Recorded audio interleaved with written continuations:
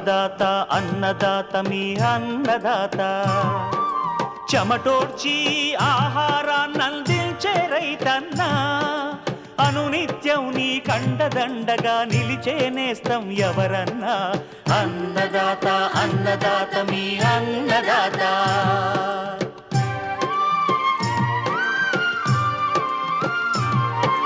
నూతన రీతుల సాగుబడికి నూరింతలు పెరిగే దిగుబడికి సూచనలిచ్చే సస్య రక్షణకు పశు పోషణకి శాస్త్ర విజ్ఞానం అందించి ముందుకు నడిపే తెలుగు రైతు భారతదేశానికి మకుటం అయ్యేలా తీర్చిదిద్దే ఆశయంతో మిమ్ము మేలు కొలిపేది అన్నదాత అన్నదాత అన్నదాత మీ అన్నదాత అన్నదాత అన్నదాత మీ అన్నదాత.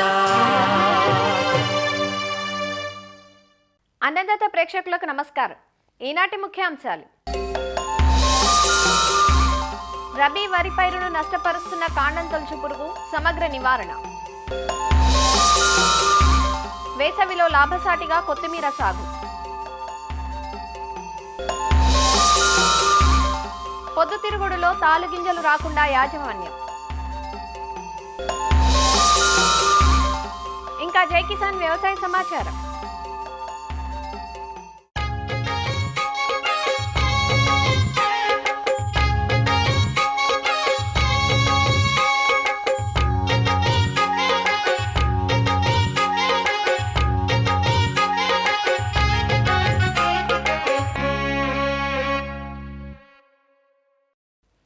ఇరు తెలుగు రాష్ట్రాల్లోని చాలా ప్రాంతాల్లో రబీ వరి నాటిన నెల రోజుల దశలో ఉంది.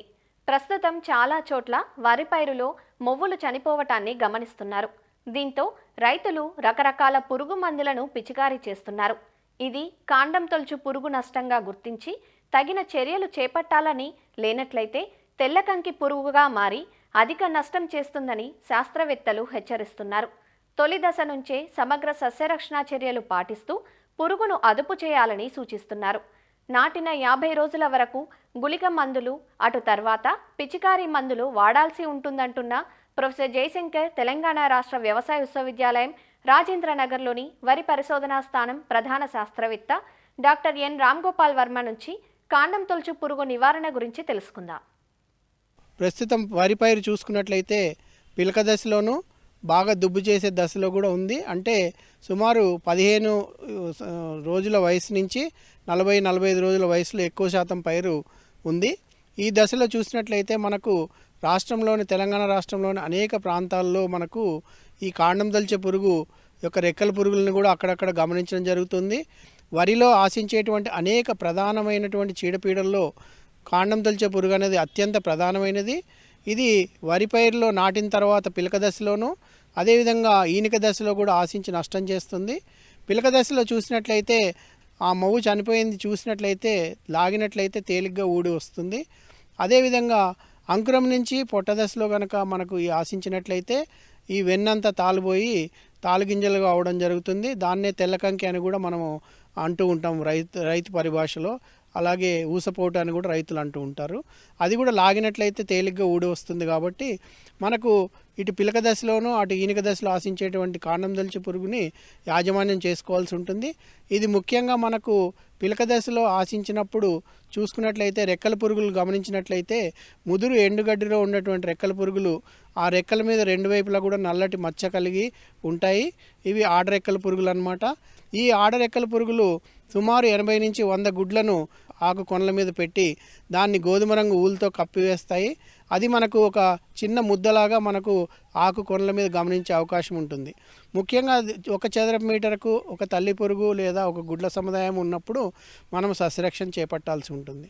అదేవిధంగా కొంతమంది రైతాంగం ఈ తల్లి పురుగుని కానీ గుడ్లను గుర్తుపట్టలేని దశలో ఉన్నట్లయితే అట్లాంటి వారందరూ కూడా తప్పనిసరిగా లింగాకర్షక బుట్టలు అనేవి మనకు అందుబాటులో ఉన్నాయి. కాండం తొలిచే పురుగుకి ఎకరానికి 3 లింగాకర్షక బుట్టలు పెట్టుకుని అందులో మగరెక్కల పురుగులు అనేవి పడతాయి. అవి వారానికి బుట్టకు 25 లేదా 30 అంతకు మించి కనుక ఒక్కొక్క బుట్టకు కనుక పడినట్లయితే వాటిని మనము గుర్తించుకొని ఉధృతి స్థాయి ఎక్కువగా ఉందని నివారణ చర్యలు చేపట్టడానికి అవకాశం ఉంటుంది. సేంద్రియ వ్యవసాయం చేసే రైతాంగం అయితే కనుక ఈ లింగాకర్షక బుట్టలనే ఎకరానికి 8 చొప్పున ప్రతి 500 చదరపు మీటర్లకు ఒక బుట్ట ఉండే విధంగా ఎకరానికి 8 బుట్టలను అమర్చుకున్నట్లయితే అందులో పడే మగరెక్కల పురుగుల్ని నివారించడం వల్ల సంతానోత్పత్తి తగ్గి ఆ పురుగుల సంఖ్యను గణనీయంగా తగ్గించుకునే అవకాశం ఉంది. అదేవిధంగా ఇలాంటి పైర్లలో వారు మనకి అందుబాటులో ఉన్నటువంటి కానుగ చెక్క కానీ వేప చెక్క కానీ మనకు ఎకరానికి 200 కేజీల చొప్పున మనం పొలంలో సమానంగా జల్లుకున్నట్లయితే దాని ద్వారా కూడా ఈ పురుగుల ఉధృతిని మన సేంద్రియ వ్యవసాయంలో తగ్గించుకునే అవకాశం ఉంది. అదేవిధంగా ఈ మధ్య సోలార్ దీపపు ఎర్రలు అనేవి కూడా మనకు అందుబాటులోకి వచ్చినవి.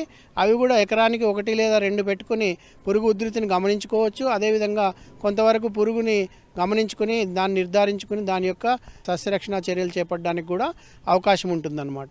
అదేవిధంగా ఇక రసాయనిక పురుగు మందులు వాడే రైతాంగం ఉన్నట్లయితే తప్పనిసరిగా ఆర్థిక నష్టపరిమితి స్థాయిలో ఉందా లేదా చూసుకొని, ముఖ్యంగా పైరు 20 నుంచి 25 రోజుల దశలో మనకి రెక్కల పురుగులు ఉధృతి ఎక్కువగా ఉన్నట్టయితే గుడ్డు పరాన్న జీవులైనటువంటి ట్రైకోగ్రామా జపానికం అనే దాన్ని ఎకరానికి 20,000 గుడ్ల సముదాయం ఉండే విధంగా ఈ ట్రైకోకార్డులను మనం అమర్చుకోవాల్సి ఉంటుంది. అదేవిధంగా ఇది 4 నుంచి 5 సార్లు మనము పంట దశలో మనం విడుదల చేసుకోవచ్చు. ఈ నారుమడిలో కనుక సస్యరక్షణ చేపట్టకపోయినట్లయితే వారికి తప్పనిసరిగా ఈ యాసంగిలో కాండం దల్చే పురుగు మొవ్వు దశలో కూడా ఆశించే అవకాశం ఉంది. కాబట్టి ముఖ్యంగా క్లోరాంట్రానిలిప్రోల్ అనే 0.4G గుళికలు ఎకరానికి 4 కిలోల చొప్పున కానీ, కాటాప్ హైడ్రోక్లోరైడ్ 4G గుళికలు 8 కిలోలు ఎకరానికి చొప్పున కానీ, అలాగే మనకి ఈ మధ్యకాలంలో క్లోరాంట్రానిలిప్రోల్ ప్లస్ థయామిథాక్సమ్ కాంబినేషన్ మందు కూడా వచ్చింది. అది 2.4 కిలోలు ఎకరానికి చొప్పున కానీ మనము పల్చగా నీరుంచి పొలమంతా సమానంగా జల్లుకుని ఆ నీరు పొలంలోనే ఇంకిపోయేటట్టు చేసుకున్నట్లయితే ఈ కాండం దల్చే పురుగుని మొవ్వు దశలోనే నివారించుకునే అవకాశం ఉంది. అయితే ఆర్థికంగా నష్టం చూసుకుంటే మనకు పిలక దశ కంటే కూడా అంకురం నుంచి పొట్ట దశలో ఆశించినందువల్ల తెల్లవెన్ను వల్ల నష్టం ఎక్కువగా ఉంటుంది. కాబట్టి ఆ దశలో అంటే సుమారుగా మనకి 60 రోజుల దశలో ఈ పొట్టకు వచ్చే దశలో కనుక రెక్కల పురుగుల ఉధృతి ఎక్కువ గమనించినట్లయితే లింగాకర్షక బుట్టల ద్వారా కానీ దీపపెర్రల ద్వారా గమనించుకొని మనం సస్యరక్షణ చేపట్టాల్సి ఉంటుంది. అందులో ముఖ్యంగా చూసుకున్నట్లయితే క్లోరాంట్రానిలిప్రోల్ అనే మందు 60 మిల్లీలీటర్లు ఎకరానికి చొప్పున కానీ, అదేవిధంగా ఐసోసైక్లోసీరం అనే మందు ఈ మధ్యకాలంలో అందుబాటులో వచ్చింది. అది 120 మిల్లీలీటర్లు ఎకరానికి చొప్పున కానీ, అదేవిధంగా కాటాప్ హైడ్రోక్లోరైడ్ 50% నీటిలో కరిగే పొడి మందు మనకు అందుబాటులో ఉంది. అది 400 గ్రాములు ఎకరానికి చొప్పున కానీ మనం పిచికారీ చేసుకున్నట్లయితే అటు మనం పిలక దశలో ఆశించే కాండం దొల్చే పురుగును, ఈనెక దశలో ఆశించే కాండం దొల్చే పురుగును నివారించుకుని మంచి దిగుబడులు ఈ సంవత్సరము పొందే అవకాశం ఉందన్నమాట.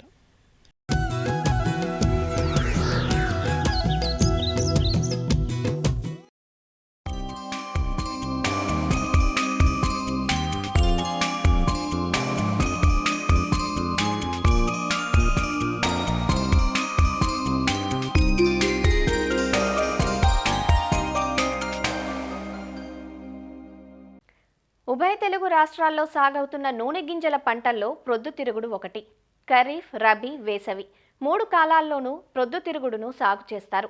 ఉత్తర కోస్తా జిల్లాల్లో డిసెంబర్, జనవరి మాసాల్లో విత్తుకుంటారు. ప్రొద్దుతిరుగుడు పంటలో ప్రధాన సమస్య గింజ తాలుబోవటం. దీనివల్ల దిగుబడి సగానికి సగం తగ్గిపోతుంది. ప్రొద్దుతిరుగుడులో తాలు ఏర్పడటానికి పలు రకాల కారణాలున్నాయి. పోషకాలు లోపించినా, పరాగ సంపర్కం సరిగా జరగకపోయినా తాలుగింజలు వస్తాయి. అయితే సాగు ప్రారంభం నుంచి మనం చేపట్టే యాజమాన్య చర్యలతో ఈ సమస్యను అధిగమించే వీలుంటుంది. ప్రొద్దుతిరుగుడులో తాలుగింజలు రావడానికి కారణాలు, గింజ నిండుగా కట్టి దిగుబడి పెంపొందించే మార్గాల గురించి తెలియజేస్తున్నారు ఆచార్య ఎన్జీ రంగా వ్యవసాయ విశ్వవిద్యాలయం, శ్రీకాకుళం జిల్లా నైరా వ్యవసాయ కళాశాల విస్తరణ విభాగం అధ్యాపకులు డాక్టర్ డి చిన్నమనాయుడు. మనకి ఉత్తర కోస్తా జిల్లాల్లోనూ, అదేవిధంగా ప్రత్యేకించి శ్రీకాకుళం జిల్లాలో ఈ ప్రొద్దుతిరుగుడు పంటను కూడా రబీ పంటలో వేయటం జరుగుతుంది. కాకపోతే కొంచెం ఆలస్యంగా వేస్తున్నారు.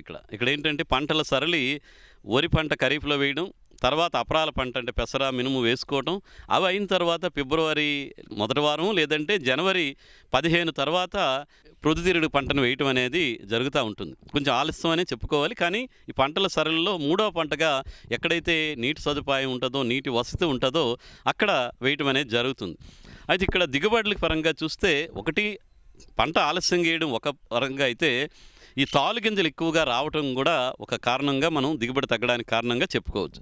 కాబట్టి ఈ తాలు గింజలు రాకుండా రైతులు చేసేటువంటి కొన్ని యాజమాన్య పద్ధతులు రైతులు తెలుసుకొని పంట వేసిన దగ్గర నుంచి కోత వరకు కూడా కొన్ని యాజమాన్య పద్ధతులు చేపట్టాల్సిన అవసరం ఉంటుంది. దీంట్లో అన్నీ కూడా ఒకటి వరుసల్లో వేసుకోవడం ఒక పద్ధతి, అదేవిధంగా సరైన మోతాదులో విత్తన మోతాదు వాడడం అనేది. మంచి బలం ఉన్నటువంటి నేలలు అయితే వరుసకి మధ్యలో 60 సెంటీమీటర్లు, వరుసలో మొక్కల మధ్య 20 నుంచి 25 సెంటీమీటర్లు వచ్చే విధంగా వరుసల్లో వేస్తే మొక్కలకి సరైనటువంటి పోషణ, అదేవిధంగా చుట్టూ ఉన్నటువంటి ఎన్విరాన్మెంట్ అంటాము, సదుపాయాలన్నీ ఉండి మొక్క ఆరోగ్యంగా పెరిగి మంచి దిగుబడి వచ్చి తాలు గింజలు రాకుండా మంచి దిగుబడి రావడానికి ఆస్కారం ఉంటుంది. అదేవిధంగా ఇంకొక ముఖ్యమైనటువంటి ఇక్కడ యాజమాన్యం తాలు గింజలు రాకుండా ఉండాలంటే ఎరువుల యాజమాన్యం తప్పనిసరిగా సక్రమంగా చేయాలి. ఏదో కొద్దో గొప్ప ఫాస్ఫరస్ ఎరువు కానీ లేదా డిఏపి కొద్దిగా వేయటం జరుగుతూ ఉంటుంది. కానీ ఒక ఎకరానికి మనం కనుక సిఫార్సు కనుక చూసుకుంటే సుమారుగా 65 కేజీల వరకు యూరియా, 150 కేజీల వరకు కూడా సింగిల్ సూపర్ ఫాస్ఫేటు, 20 కేజీల వరకు కూడా మ్యూరేట్ ఆఫ్ పొటాష్, ఇవి ఒక ఎకరానికి అవసరం అవుతాయి. అంటే సమతుల ఎరువుల యాజమాన్యం జరగకపోవడం కూడా ఈ తాలు గింజలు రావడానికి ఒక ప్రధాన కారణంగా మనం చెప్పుకోవచ్చు.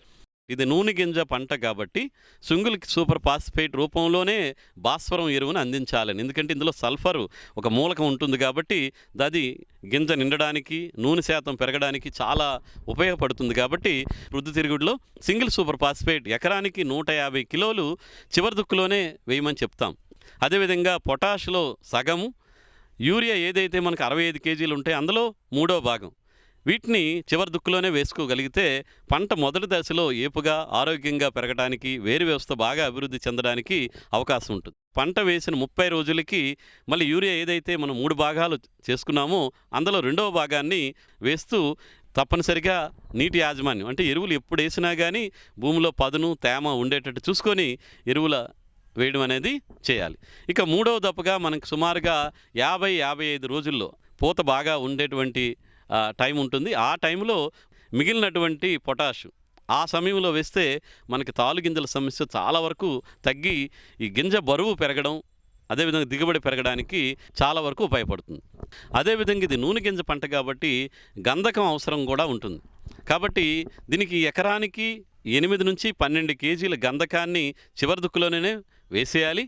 లేదనుకుంటే పంట 30-35 రోజుల సమయంలో ఉండేటప్పుడు జిప్సంలో కూడా మనకి ఈ సల్ఫర్ గంధకం అనేటువంటి పోషకం ఉంటుంది. కాబట్టి ఎకరానికి 50 నుంచి 60 కేజీల జిప్సం ఎరువు కనుక మనం పొలంలో మనం 30 రోజులు కనుక వేసి మనం గుప్పు తవ్వి మొక్క మొదలకు గనక వేసుకోగలిగితే నూనె గింజ శాతం కానీ నూనె గింజ తాలూకా బరువు కానీ పెరగడానికి ఆస్కారం ఉంటుంది. కాబట్టి వేయాల్సినటువంటి అవసరం ఉంటుంది.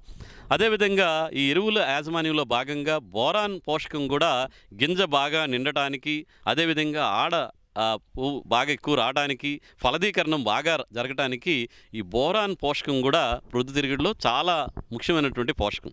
చివరి దుక్కులోనే ఎకరానికి 10 కేజీల బోరాన్ పౌడర్ రూపంలో వేసి దుక్కు చేసుకొని విత్తనాలు వేయడం ఒక పద్ధతి. లేదు చివరి దుక్కులో వేయలేకపోతే పంట సుమారుగా 35 నుంచి 40 రోజుల సమయంలో 2 గ్రాముల బోరాక్స్ని 1 లీటర్ నీటికి చొప్పున కలిపి మనం పిచికారీ చేసుకోవాల్సినటువంటి అవసరం ఉంటుంది. అయితే ఈ బోరాక్స్ని ముందు వేడి నీటిలో కరిగించి తర్వాత మందు ద్రావణాన్ని తయారు చేసుకుని మనం పిచికారీ చేస్తేనే అది బాగా మొక్కలు పీల్చుకోగలుగుతాయి. పంట ఎప్పుడూ కూడా కీలక దశలు ఉంటాయి. ఆ దశలో ఎప్పుడు కూడా నీటి కోసం ఇబ్బంది పడకుండా ఉండాలి. అంటే మనకి ప్రొద్దుతిరుగుడికి సుమారుగా మనకి 4 నుంచి 5 దపాలు నీటి సదుపాయం కల్పించాల్సిన అవసరం ఉంటుంది. కాబట్టి ఎట్టి పరిస్థితుల్లో కూడా నీటికి ఇబ్బంది లేకుండా గింజ నిండుతున్న సమయంలో తప్పనిసరిగా నీటి సదుపాయం ఎట్టి పరిస్థితుల్లో కూడా ఇచ్చుకోవాలి. మనం ప్రొద్దుతిరుగుడిలో ఈ తాలు గింజలు రాకుండా ఉండాలంటే ఇతర యాజమాన్యంలో భాగంగా ఏంటంటే మనం పువ్వు విడుతున్న తర్వాత గింజ నిండుతున్నప్పుడు ఫలదీకరణం జరుగుతున్న సమయంలోనే మెత్తటి గుడ్డతో క్లాక్ వైజ్ అంటే గడియారం తిరుగుతున్న దిశలో గనక మనం పుష్పం మీద గనక రుద్దితే ఎక్కువ ఫలదీకరణం జరగడానికి ఆస్కారం ఉంటుంది. కాబట్టి తెల్లవారి 7 నుంచి 9 గంటల సమయంలో మనం గనక మెత్తటి గుడ్డతో గనక వలయాకారంగా దాని మీద రుద్దితే మనకి ఎక్కువ ఫలదీకరణం జరిగి ఎక్కువ గింజలు నిండుకోవడానికి, అదేవిధంగా తాలు గింజల సమస్య తగ్గడానికి ఈ పద్ధతి కూడా చాలా వరకు ఉపయోగపడుతుంది. అదేవిధంగా ఈ ప్రొద్దుతిరుగుడులో మనకి ఎక్కువ దిగుబడి రావాలి, ఫలదీకరణం బాగా రావాలి అనుకుంటే మనం ఈ ప్రొద్దుతిరుగుడులోనే ఈ తేనె పురుగుల పెంపకాన్ని కూడా రైతులు చేపడితే చాలా లాభదాయకంగా ఉంటుంది. ఈ ప్రొద్దుతిరుగుడులో దిగుబడి పెరగడమే కాకుండా ఎక్కడైతే మనం ఈ తేనె తీగల పెంపకాన్ని ఒక పెట్టెలు కనుక పెట్టుకుంటే తద్వారా కూడా మనం కొంతవరకు తేనెను తీసుకోవడానికి కూడా ఆస్కారం ఉంటుంది. ఈ తాలుగింజల సమస్య తగ్గించుకోవాలంటే చీడపీడల మీద కూడా సరైనటువంటి జాగ్రత్త తీసుకోవాల్సిన అవసరం ఉంటుంది.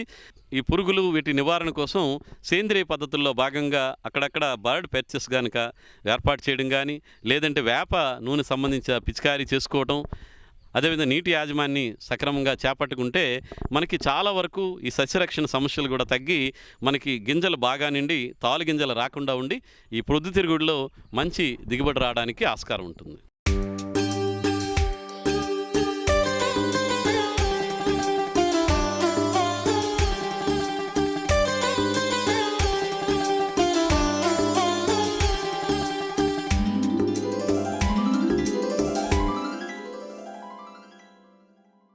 ఆకుకూరగా, సుగంధ ద్రవ్యపు పంటగా రైతులకు నిత్యం ఆదాయాన్ని అందిస్తుంది కొత్తిమీర.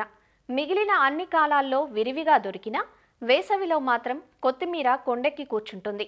ఎందుకంటే వేసవిలో ఉండే అధిక వేడికి ధనియం గింజల్లో మొలక శాతం తక్కువగా ఉండటంతో పాటు ఆకు పెరుగుదల కూడా తగ్గుతుంది. అందుకే వేసవి వచ్చిందంటే చాలు కొత్తిమీరకు గిరాకీ పెరుగుతుంది. స్వల్ప పెట్టుబడితో నెల రోజుల్లోనే చేతికి అందివచ్చి అధిక మార్కెట్ విలువ కలిగి ఉండటంతో రైతులు వేసవిలో కొత్తిమీర సాగు చేసేందుకు ఆసక్తి చూపుతుంటారు. కోమలంగా ఉండే కొత్తిమీర ఆకును వేసవిలో పండించటం కొంచెం కష్టమే అయినప్పటికీ చలువ పందిళ్ల కింద లేదా పండ్ల తోటల్లో అంతర పంటగా సాగు చేయటం లాభసాటిగా ఉంటుంది. కొత్తిమీర సాగు చేసే రైతులు సీజన్కు తగ్గ అధిక ఆకు దిగుబడినిచ్చే రకాలను ఎంచుకోవడంతో పాటు కొన్ని మెలకువలు పాటించాలంటూ వివరాలు తెలియజేస్తున్నారు ప్రొఫెసర్ జయశంకర్, తెలంగాణ రాష్ట్ర వ్యవసాయ విశ్వవిద్యాలయం, నాగర్ కర్నూలు జిల్లా పాలెం కృషి విజ్ఞాన కేంద్రం శాస్త్రవేత్త డాక్టర్ ఏ శంకర్. సాధారణంగా చూసుకున్నట్లయితే వేసవిలో పార్షిక నీడలో మనం ఈ కొత్తిమీర సాగును చేపట్టినట్లయితే మంచి ఆదాయం పొందవచ్చును. సో దీంట్లో మనకు పార్షల్గా నీడ తయారు చేసుకోవడానికి ఈ పల్చటి పందిర్లు వేసుకోవడం కానీ, లేదా తోటలలో అంతర పంట కానీ గ్రీన్ నెట్ని పైన పందిర్లాగా వేసుకొని దాని కింద మనం కొత్తిమీర సాగుని చేపట్టినట్లయితే ఎండాకాలంలో కూడా మంచి పెరుగుదల ఉండి దిగుబడిని పొందవచ్చును. సో దీని కొరకు మనము విత్తనాలను చూసుకున్నట్లయితే ఆకుకొరకు సాధన, సింధు, స్వాతి గుటి రకాలు, అలాగే అనేక మల్టీకట్ హైబ్రిడ్ రకాలు కూడా సాగుకి ఎంచుకోవచ్చును. ఈ విత్తనం అనేది ఎండాకాలం మొలక శాతం తక్కువ ఉంటుంది కాబట్టి ఎకరానికి ఈ 25 కిలోల విత్తనం అవసరం అవుతుంది. ఈ 25 కిలోల విత్తనంను స్ప్లిట్ చేసుకోవాలి. ఒక విత్తనాన్ని 2 బద్దలు వచ్చే విధంగా స్ప్లిట్ చేసుకొని దానికి 1 కేజీ విత్తనానికి విత్తన శుద్ధి కొరకు కార్బనిజం అయితే 1 గ్రాము, లేదా మ్యాంకోజబ్ అయితే 2.5 గ్రాములు కేజీ విత్తనానికి పట్టించి విత్తన శుద్ధి చేసుకోవాలి. తర్వాత మనం ప్రధాన పొలంని 2-3 సార్లు దుక్కి దున్ని మెత్తని దుక్కిని తయారు చేసుకోవాలి. ఈ ఆఖరి దుక్కులో మనకు ఎకరానికి 10 టన్నుల పశువుల ఎరువును వెదజల్లుకోవాలి. తర్వాత ఎత్తుబెడ్లు చేసుకోవాలి. ఈ ఎత్తుబెడ్లు చేసుకోవడానికి ఒక బెడ్ విడ్త్ అనేది 1 మీటరు, హైట్ అనేది ఒక 15 సెంటీమీటర్లు ఉండే విధంగా మనకు వీలైనంత పొడవు గల ఎత్తుబెడ్లను తయారు చేసుకోవాలి. ఈ బెడ్స్ పైన మనకు ఎరువులు చూసినట్లయితే ఎకరానికి 35 కిలోల యూరియా, 100 కిలోల సింగిల్ సూపర్ ఫాస్ఫేట్, అలాగే 15 కిలోల మ్యూరేట్ ఆఫ్ పొటాష్ కలిపిన మిశ్రమాన్ని వెదజల్లాలి. తర్వాత మనం విత్తనాన్ని 2 వరుసల మధ్యలో 10 సెంటీమీటర్లు ఉండేలాగా లైన్స్ వేసుకొని దాంట్లో విత్తనాన్ని 1 సెంటీమీటర్ లోతు వరకే, తక్కువ లోతులోనే విత్తనాన్ని ఒత్తుగా వెదజల్లుకొని దాని మీద ఈ విత్తనాలు కనిపించినంత వరకు కనిపించకుండా మనం పశువుల ఎరువుని కానీ వర్మి కంపోస్ట్ని కానీ వెదజల్లి విత్తనాన్ని మూసివేయాలి. తర్వాత బెడ్ల మీద మనము స్ప్రింక్లర్తో కానీ డ్రిప్ ద్వారా కానీ నీటిని పారించాలి. ఇంకా మొలక శాతం మంచిగా వృద్ధి చెందాలంటే మొదటి తడి ఇచ్చిన వెంటనే మనం దీనిపైన వరిగడ్డి కానీ, లేదంటే తాటాకు కానీ, లేదంటే గోతాలు కానీ కప్పినట్లయితే ఒక 3-4 రోజులలోనే మనకు దాని యొక్క మొలక శాతం అనేది వస్తుంది. సో ఇంకా మనకు గడ్డి రాకుండా ఉండడానికి విత్తన వెంటనే మొదటి తడి ఇచ్చినాక పెండిమిథాలిన్ అనే మందు అయితే ఒక లీటర్కి 5 ml చొప్పున కలిపి ఈ బెడ్స్ మీద పిచికారీ చేసుకోవాలి. మనకి ఇంకా పురుగులు తెగుళ్ళ విషయానికి వచ్చినట్లయితే సాధారణంగా మనకు ఆకుతినే పురుగు కానీ రసం పీల్చి పురుగులు కానీ వస్తాయి. ఈ కొత్తిమీరలో మనము ఎలాంటి పురుగు మందులు పిచికారీ చేయకూడదు. ఏదైనా పురుగులను నివారించడానికి ముందు జాగ్రత్త చర్యనే ఈ వేప నూనె 1500 ppmది 3 నుంచి 5 ml లీటర్ నీటికి కలిపి 1 లేదా 2 సార్లు పిచికారీ చేసుకోవాలి. ఇంకా తెగుళ్ళ విషయానికి వచ్చినట్లయితే నేల ద్వారా వచ్చేటువంటి ఈ నారుకులు తెగులు కానీ ఎండు తెగులు కానీ గమనించిన వెంటనే మనం కాపరాక్సిక్లోరైడ్ అయితే లీటర్కి 3 గ్రాముల చొప్పున మందు ద్రావణం తయారు చేసుకొని బెడ్ అంతా తడిచేలాగా పిచికారీ చేసుకోవాలి. ఇంకా ఆకుల మీద మచ్చలు కానీ గమనించినట్లయితే కార్బనిజం అయితే 1 గ్రాము, మ్యాంకోజెబ్ అయితే 2.5 గ్రాములు లీటర్ నీటికి చొప్పున కలిపి పిచికారీ చేసుకోవాలి. మనం కొత్తిమీర కొయ్యడానికి మినిమం ఒక 20 రోజుల ముందే మనం ఇలాంటి పిచికారీలు చేసుకోవాలి. ఇంకా వేసవిలో మనకు కొంచెం ఆకు ఎక్కువ రావాలి, గ్రీనిష్గా ఉండాలి అంటే జిబరెలిక్ యాసిడ్ 1 గ్రాము 100 లీటర్ల నీటికి కలిపేసి పిచికారీ చేసుకోవాలి. మల్టీకట్ వెరైటీ అయినట్లయితే ఒకసారి కోత కోసిన తర్వాత మళ్ళీ కొత్త చిగురు రావడానికి యూరియా ద్రావణాన్ని అంటే 1 లీటర్కి 10 నుంచి 20 గ్రాముల చొప్పున కలిపి 1 లేదా 2 సార్లు పిచికారీ చేసుకున్నట్లయితే తొందరగా మనకు ఈ కొత్త చిగురు అనేది వచ్చి మళ్ళీ ఇంకో రెండో కటింగ్కి వస్తుంది. సో తర్వాత మనకు 35 నుంచి 55 రోజుల లోపల మనకు ఈ పంట అనేది కోతకు వస్తుంది. సో ఈ విధంగా మనము కొత్తిమీరని వేసవిలో షేడ్ నెట్ కింద స్ప్రింక్లర్ సిస్టమ్ కానీ డ్రిప్ సిస్టమ్ కానీ పెట్టుకొని మనం సాగు చేసుకున్నట్లయితే తక్కువ కాల వ్యవధిలోనే మంచి ఆదాయం వస్తుంది. సో కావున ఈ విధంగా వేసవిలో కొత్తిమీర సాగు ద్వారా రైతులు మంచి నికర ఆదాయాన్ని పొందవచ్చు.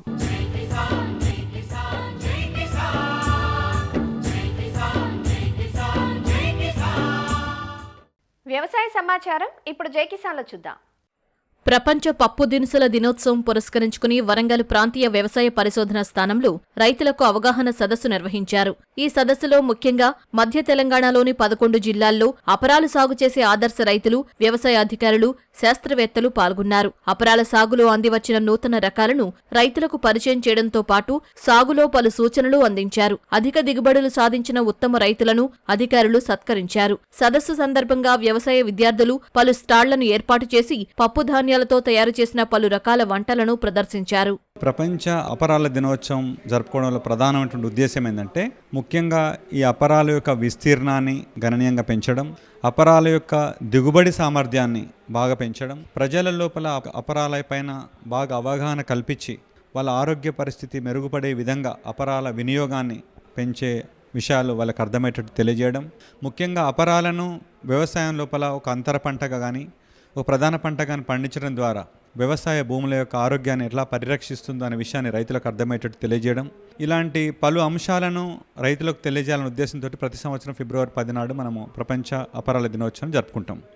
ప్రాంతీయ వ్యవసాయ పరిశోధన స్థానం వరంగల్ లోపల ముఖ్యంగా మధ్య తెలంగాణ మండలంలోని ఈ 11 జిల్లాలకు సంబంధించినటువంటి అపరాలను వినూత్నంగా సాగు చేసి అధిక దిగుబడి సాధించినారో అలాంటి రైతు మహిళలని అదేవిధంగా ముఖ్యంగా ఈ అపరాల నుంచి కేవలం మనం మన ఇంట్లలో 1-2 వంటకాలు అంటే పప్పుచారని పప్పు అని స్నాక్స్ లాగా చేసుకునే కొన్ని వంటకాలకే పరిమితమై అయిపోయినటువంటి నేపథ్యంలో అపరాల నుంచి అనేక రకాల వంటకాలు ఎలా తయారు చేయొచ్చు అనే విషయాన్ని అవగాహన కల్పించడం గురించి వ్యవసాయ విశ్వవిద్యాలయాలకు సంబంధించిన విద్యార్థినీలు వాళ్ళు కూడా ఈ అపరాల నుంచి అనేక రకాల వంటకాలు దాదాపు 18 నుంచి 20 రకాల వంటకాలను తయారు చేసి వాటిని అలా ప్రదర్శన క్షేత్రంలాగా ఏర్పాటు చేయడం చేత వాటిని రుచి చూసినటువంటి చాలామంది వాటికి 1, 2, 3, 4, 5 అనేటువంటి ప్రైజెస్ కూడా ఇవ్వడం జరిగింది. మరిన్ని విభిన్న అంశాలతో రేపటి అన్నదాతలో మళ్ళీ కలుసుకుందాం. నమస్కారం. అన్నదాతలు తమ సందేహాలు సమస్యలను 1800-425-4085 టోల్ ఫ్రీ నెంబర్లో ఉదయం 10 గంటల నుంచి 11 గంటల మధ్య పని దినాలలో సంప్రదించగలరు. ఈ కార్యక్రమాన్ని యూట్యూబ్లో www.youtube.com/annadaata ETV లింక్ ద్వారా వీక్షించవచ్చు.